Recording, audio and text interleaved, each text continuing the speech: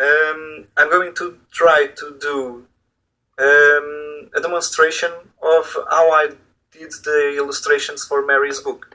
So I'm going to switch this video off right now, here at this point, and the next images you'll see are from me doing an original creation based on Mary's characters to show you how this illustration stuff works.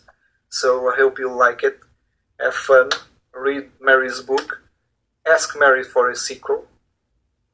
Ask Mary for a sequel. And I think maybe we'll see each other on the sequel presentation, I guess. Hope you had fun. Hope you're not asleep still looking at these videos. And thank you, Mary, for asking me to do this, because I rarely do this kind of videos for the web. And I don't even know how to edit this stuff right now, so I have to figure out. And that's it.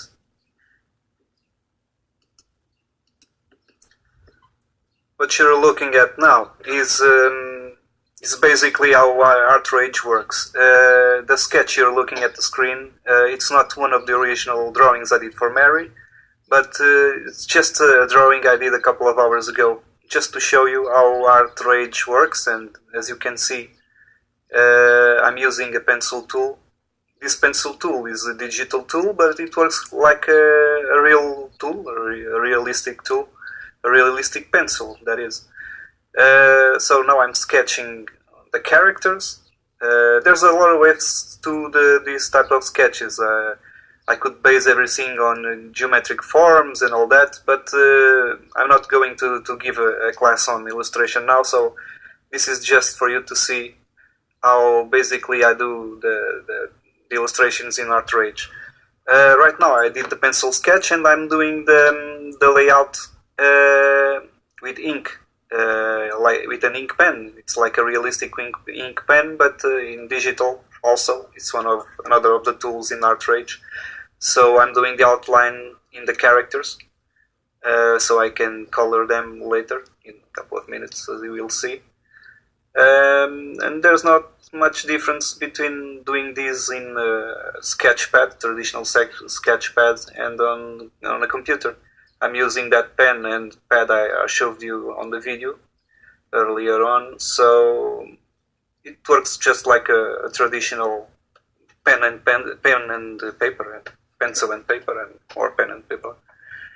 Now I'm applying color. I'm using a digital watercolor.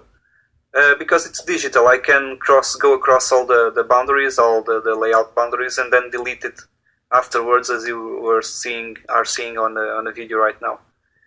I'm adding another layer, so I can put some shades, some shadows with a darker tone of the other watercolor, and then apply another ink pen to do some effects and give form and substance to the character.